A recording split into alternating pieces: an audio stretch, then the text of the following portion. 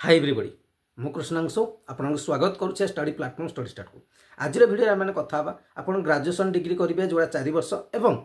BEd degree को लेकिन कौन इश्यू अच्छी एवं बिना एंट्रांस भी आपण केमती एंट्री करेंगे केते दिन पर्यटन समय अच्छे बिना एंट्रांस आप अन्य राज्य बीएड करेंगे एवं एंट्रांस हवा द्वारा आपंकर बेनिफिट कौन हम अब बिना एंट्रांस कौन बेनिफिट सब किसी डिटेल्स कथा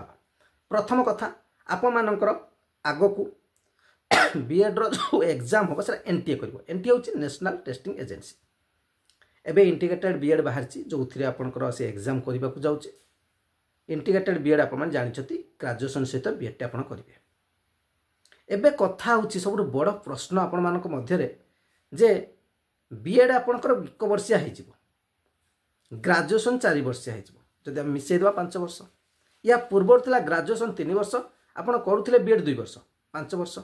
ठीक अच्छे ओडिशार पिला माने आमर बीएड करने समस्ते एंट्रांस दूसरे बिना एंट्रांस सिलेक्शन नाला किंतु बाहर राज्य जो मैंने बीएड करुले जमी आंध्र बीएड होगा वेस्ट बेंगल बीएड होगा राजस्थान बीएड होगा जो अन्य स्टेट में करुले तो बिना एंट्रांस सिलेक्शन होते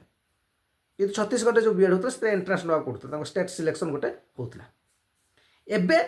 ता परिवर्तन हो मन इच्छा जाकि जेकोसी राज्य जाकि बीएड करें लागू हो जब बिना एंट्रांस आप आडमिशन ना चाहूँ तो केबेठू आप नहीं पारे बर्तमान बीएड जब 1 वर्षिया हो ग्रेजुएशन 4 वर्षिया हो जो पूर्व शिक्षा वर्ष पे पढ़ी आस 2023 रु 2024 रु जो पिला अच्छा जो शिक्षा वर्ष से आडमिशन नहीं तो 3 वर्षिया ग्रेजुएशन कर बीएड सिस्टम कौन रहा बड़ प्रश्न सबुठ प्रथम कथा मुझे कहीदे जो मैंने अलरेडी आडमिशन नहीं अच्छा ग्रेजुएशन से कहीदे जो मैंने 3 वर्षिया ग्रेजुएशन कर बीएड 2 वर्ष रही सीट किसी रिजर्वेशन नुआ शिक्षा वर्ष जो मैंने आडमिशन ने 1 वर्षिया बीएड इंटीग्रेटेड बीएड जोटा रोला आप जानते इंटीग्रेटेड बीएड रहा से जमी इंटीग्रेटेड बीएड आप कले ना ग्रेजुएशन जब आप 4 वर्षिया तार बीएड 1 वर्ष करेंगे किंतु आपड़ जेकोसी भी बीएड करूँ ओडिशा करूँ ओडिशा बाहर जेकोसी राजस्थान बीएड करूँ आंध्र प्रदेश बीएड करूँ कि वेस्ट बेंगल बीएड करूँ कि बिहार बीएड करूँ किंतु आपन गोटे कमन एंट्रांस देकी जीवा पड़े जोटा एनटीए एग्जाम करे से एग्जाम जब आप जो स्कोर रखुच्च से आधार जब ओडिशा सीट पाँच बहुत भल कथा ओडिशार गवर्नमेंट कॉलेज भी रही प्राइवेट कॉलेज भी रही सेल्फ फाइनेंसिंग कॉलेज रही पाइपर जदि ओडिशार आप पाऊना ओडिशा बाहर भी अन्य राज्य गवर्नमेंट कॉलेज से पाइपारती कि जब गवर्नमेंट कॉलेज पाऊना आप कौन प्राइवेट कॉलेज पाँच आप इच्छा जब आप कोर्स करेंगे न करेंगे आप डिपेंड कर किंतु यह लागू हम 2026 टारू यह आपण बेनिफिट जो मैंने चाहते बिना एंट्रांस से एंट्री करने अर्थात 2025 जो मानकर ग्रेजुएशन सरुची से जदि चाहते बिना एंट्रांस कौन से बाहर राज्य जाए बीएड करने तो से वर्ष सुजोग रही से भल भाव भेरीफाई करेंगे कौ यूनिवर्सिटी ठीक अच्छी कारण आप से कथा भी जानते रिकग्नाइज वाला यूनिवर्सिटी अच्छी कि नहीं या पूर्व आप देखिए रिकग्नाइज यूनिवर्सिटी आपन को एफिलिएशन सर्टिफिकेट दरकार पड़े से जब एफिलिएशन न ओडिशा आप बीएड वैलिड हेनी या पर जो एंट्रांस द्वारा आप एंट्री करेंगे से सब सर्टिफिकेट खोजा आपको पड़ोनी किंतु एबे जदि आप बिना एंट्रांस जाकि एंट्री करने चाहते तो आपको तदंत कर पड़े से कॉलेज ओडिशा रे अप्रूव अच्छी कि नहीं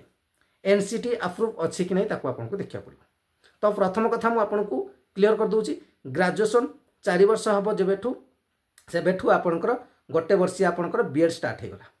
और 1 वर्षिया बीएड आपंकर जो मैंने करेंगे से जब आम देखा एंट्रांस माध्यम जो एंट्री हम सेटा 2026 टारू आरंभ हम ए वर्ष ठारू नुहे ए वर्षर पिला जदि चाहते बाहर राज्य जाकि बिना एंट्रांस एंट्री करेंगे ये हूँ मोटामोटी कथा और 2 वर्षिया बीएड भी रहा जो मैंने 3 वर्षिया ग्रेजुएशन कर 2 वर्षिया बीएड और से किसी सीट रिजर्वेशन रही ये हूँ मोटामोटी कथा जोटा कि आप पूरा कंदल सृष्टि होती बीएड आम आउट करें सेमती किसी ना जमी थी बाहर राज्य में सेमती रहा गोटे कमन एंट्रांस देते जमी आम देखुले आप डिप्लोमा देखुए बीटेक करने देखुले एंट्रांस गोटे हुए तो एंट्रांस कौन आप पूरा भल करेंगे कथा खराब रखिले आप खराब रैंक रही कॉलेज गुड़ी आप सेमती थी रैंकिंग हिसाब से थी आप जो कॉलेज पाओ चाहूँ हो पारे से कॉलेज पाइबे कि अन्य कॉलेज पाइबे गवर्नमेंट कॉलेज पाई न पारती प्राइवेट कॉलेज पाइबे प्राइवेट भी हो पारे आप सब भल न मिल पारे खराबटा मिल तेणु आडमिशन तो निश्चित भाई कौन से असुविधा हेनी आप जो एंट्रांस हो जमी थी कोर्स भी जहाँ रहा कथा कौन रखिए से कॉलेज रखिए सहीटा हूँ डिपेंड कर ये डिटेल्स वीडियो आप भावुँ मुझे बुझा चाहूँ आप बुझीपारे लाइक निश्चय करेंगे शेयर कर कमेंट निश्चय प्रोवाइड करेंगे थैंक यू।